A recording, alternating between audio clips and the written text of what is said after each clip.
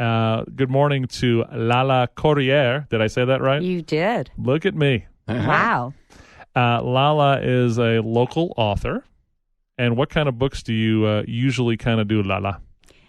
Well, I have 7 books published in suspense thriller. So a few dead bodies here and there, that kind of stuff. And then I actually ventured off. I still write the suspense, but I ventured off into something known as magical realism. Oh, no. Look at that. And if you want to follow along, go to Lala Corriere, CORRIERE.com to find out more. Thank you. I apologize for interrupting you. So you just said magical realism. Magical realism is told in the first person of a cane. Tell me more. A walking cane. Okay. That happens to be left behind at the right time for the right person in need of the cane's assistance. So the cane has magical properties? Only that he can communicate with certain people. Interesting. Where is Lala from? Where were you born? I was born in Colorado. What town? Salida. I've heard of Salida. Where is Salida? Salida is, I'm not even sure. I guess it's up northwest, kind of Denver area. I grew up in the Denver area. Okay. But, and Salida has become an artist community. Okay. So it's kind of cool. So what high school did you go to in Denver? Bear Creek. And was Lala a writer in high school? No. It was my 4th grade teacher that told me I should consider a career in writing. Wow. But I didn't. At 4th grade, writing the 2-page double-space essay. Creative writing, yeah, Look exactly. at you. But I saved her little note for all of those years. And I had 2 kids to feed, so I didn't see that working out so well. So I blended careers as a realtor and an interior designer. Interesting. So, but I don't know, that didn't really make me happy. And I always knew there was something for me. My kids all went off to university. My husband is passionate about business. And so he had his stick going. And what kind of business did he do? Commercial real estate. Okay. Yeah. Okay. And so, he's rocking and rolling it down here in Tucson. Well, maybe not so much with the COVID virus, but I just knew there was something. So one day he came home from his office, and we had a big yard, of course, Colorado, all green grass. And he found me under a big party tent that we pitch in the backyard every summer. And I had like 15 books on writing. Interesting. He said, "What are you doing?" I said, "I'm going to be a writer." He said, "Okay." So what was that moment you said you're going to go get 15 books? What was going on at that moment? You said, "I'm going to go do this." It just can't be the 4th grade teacher's note. I had a little strong box of ideas, what was going to be my great American novel, and I remembered the strong box, including my teacher's note. And, of course, I went through it and threw all the notes away because they were terrible. But that was it. That was the beginning. And really, Chris, less than 1% of people that say they're going to sit down and write a novel finish it. I can believe that. Yeah. It's not, it's a lonely life. It's you definitely have to be diligent and disciplined, and that's what you do. Well, it's like Schwartzy, the editor friend of his, said, write one page a day. That was what I said. No, actually, that's not true. It was a friend of my father. My father knew Ashley Montague, and Ashley Montague told my father to write 1 page a day, and at the end of the year, you have a full book. That's true. It is true. So there you go. I got Schwartzy going on it. Yeah, well, so let's talk about this real quick. Let's talk about a big writer that, and I was just telling you off air, my mom read like a lot of these Sidney Sheldon books, right? Right. World best-selling mystery author. In your background, it says you were mentored by Sidney Sheldon. Correct. Mm-hmm. So we're going to talk about, tell me how you met Sidney Sheldon, and then we'll talk after the break about how did that continue. I didn't stalk him, but I met him via the internet, and I finally got him to reply to me, and he read one of my novels, and he gave me what's called a blurb, which is just at a girl, right? Kind of a thing. And he stayed in touch with me and gave me little tips and all of that. And what was your first novel? What was it called? Widow's Row. And why mystery novels for you? As we were discussing, my mom, she would read every afternoon, and she would read at first Agatha Christie, and then she went on to Mary Higgins Clark and Sidney Sheldon. Okay. Mm-hmm. All right. When we come back, we're going to find out more about her relationship with Sidney Sheldon and some of the things that Sidney taught her development of her books from book 1 through book 7, and now how she's kind of branching off of detective off into other things. We'll ask her. Of course, she gets the real hard question at the end that she doesn't even know that's coming up yet. So be ready. Okay. Be ready. Okay. This hour of Wake Up brought to you by Central Arizona Black Cabco AZ. 3 great locations in Tucson. Masonry products built here and sold directly to the public. Chris, Ed, and Lala Corriere. Wake up. Go. All right. 8:35 in the morning. You're on Wake Up Tucson. Ed Alexander, Christy Simone. We've had a good show so far. If you miss anything, KVOI.com. Taylor Davidson on the U of A Honors College dean shooting his mouth off was actually very good. So if you missed that, that was at 7:30ish in the second hour. We're hanging out with Lala Corriere. I just like saying that name. It's a fun name. Lala Corriere. Now, is Lala your birth name? No. Oh, okay. So no. All right. That guy out there in the hall nicknamed me that. Very but nice. Nobody called. The only time I'm called Paula is when I'm in trouble. Gotcha. That's like my mother. When she uses my middle and my confirmation name, I know I'm in trouble. Yeah, so exactly. You can follow along at lalacorriere.com. So let's talk about Sidney Sheldon. So you said you didn't stalk him, but you kind of stalked him on the internet, and he reached out to you. He responded. He responded, and he read my first novel. So what did you learn? Give me the top 3 or 4 things you learned about being a suspense fiction novelist from one of the masters, Sidney Sheldon. I'll preface it by saying that you have to remember, in his day, he didn't have the internet. Right. Nor did he have, he didn't have a backspace for everything he typed, or delete.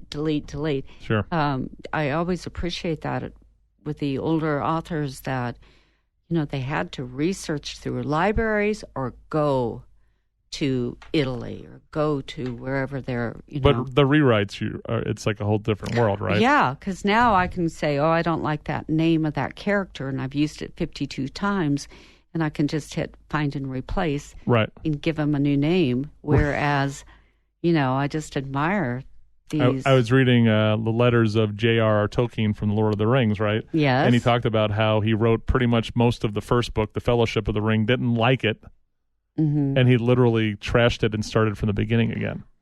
Sure. Right? That's a lot.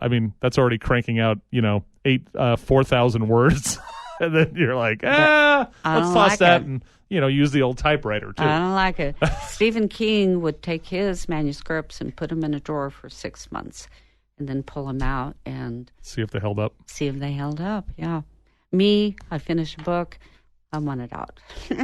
So what inspires a particular... So your first 6 books were suspense? 7. 7 books were suspense. Now, so I guess my thing is, what part of that sphere do you occupy? What interests you in the suspense kind of? I guess who would be your, other than Sidney Sheldon? What other authors out there that people would know that you kind of gravitate towards on your subject matter and how you handle it? Well, I have no legal background, but I do love John Grisham. Okay. He's, I listen, every one of his books is a movie, I think. Right. So, let's see here. I'm going to get flack about this, but I like James Patterson. Okay. I do, and Why would you catch flack about that? The guy sold 1.7 billion books. Because he kind of got caught not doing his own writing. And so then he started adding the authors that actually wrote the books. So, yeah. But I like him. I like that. So, along came a spider. Okay. Oh, boy. So for you, if I start reading Lala Corriere books, what kind of is it? It's not detective stuff, right? In the last 3 books that I've written, I am doing series with a female, feisty, red-headed private detective. Lala does have red hair, so just so you know. So, but otherwise, yeah, they're drawn from all walks of life. The first book I wrote, that was the one Sidney Sheldon read, called Widow's Row. It actually had a strong subplot about transgenders. Right. And I wrote that long before we said goodbye to Bruce Jenner and met Caitlin. Right. Long before that. And I had no experience. I, was naive. And my husband and I drove to a little town in southern Colorado called Trinidad, Colorado. And it is I don't know if it is anymore. It was known as the Mecca for transgender. It's so funny you're bringing this up. So I remember 9-10 years ago, we're visiting. We'd spend summers in Colorado Springs, right? Okay. Oh, good place. I love Colorado Springs, right? So we're going up I-25. Mm-hmm. And I got my little book, right? Just whatever. And there's Trinidad, right? Which is basically just north of the Raton Pass. It's the first town coming in from New Mexico. Exactly. And so I'm reading it, and it said, because people used to call it Tranny-Dad, okay? Because some guy who is some world-renowned sex change operation guy set up shop in Trinidad, Colorado, for whatever reason. Dr. Stanley Biber. Right. So you went to to figure this out for your book. I went there. I met with Stanley Biber's nurse of some 15-plus years. And honestly, again, I'd never met a transsexual, or actually transgender. I know. I want to get you in trouble. So, did this start a kind of a tradition as you're writing a book that there's some subject in the book that maybe you weren't familiar with or you wanted to tackle and make it at least one of the themes of the book? I think that's very true, Chris. And I also, even though in my suspense writing, I'm writing dead bodies here and there, but I also try to leave some sort of socially redeeming message. And so in that particular book, my protagonist had never been around transgenders, and she actually had a father that had a stroke, so she had to fly from D.C., actually, to this little sleepy town. And she, I guess I would say, prejudice is born of ignorance. And if you get to know that certain segment of population, perhaps you can learn to accept and maybe even embrace. And so in that particular book, my protagonist, Brice LeMay, ends up with many good tranny friends. So what's another part, what's in another book, what's another one of these things, kind of themes that is kind of wrapped around a suspense novel? Well, there is a book I have out that it's kind of the polar opposite. It's kind of attacking plastic surgeons, because plastic surgeons, without scruples, are doing amazingly horrible things. Women, I guess it's very, very painful. They're getting their second toe, if it's longer, they're getting them cut off so that they can fit into their designer shoes. It's true. And I guess I can say it on the air because it's true. There's another procedure called revirgination. Oh, my Lord. Jeez. And plastic surgeons are doing these kinds of things. You know what's funny? So I'm a barbarian, okay? And so I had a cyst that I had to get taken out of, and my regular doctor tried a couple of times, but it was one of those ones that kept on coming back. So Right. he sent me to the plastic surgeon to have that guy take out the cyst. Right. Which made sense, right? Right. But I'm just telling you, when so here I am, the barbarian in the lobby of the plastic surgeon, and the marketing going on Oh. while you're in the waiting room. Oh. I'm like, this is not my universe. Talking about some of these things that you're talking about, I went, holy. All I did was spend 17 minutes in the waiting room of the plastic surgeon, and I couldn't believe what I was being bombarded with, similar to Right. what you're talking about. Right. It was, especially for a guy like me who's like Conan the Barbarian walking around. So for right now, so let's get to your this new book you got. This called Traveling Cane. The Traveling Cane. It's going to be a series. And the idea came to me. My father is still around. He lives in the Denver area. Okay. He was down visiting, and when he left Denver International Airport, he left for his home for the airport, he forgot his cane. Right. And he didn't have time to go back and get it. And so somebody at the airport helped him with a wheelchair get to his gate.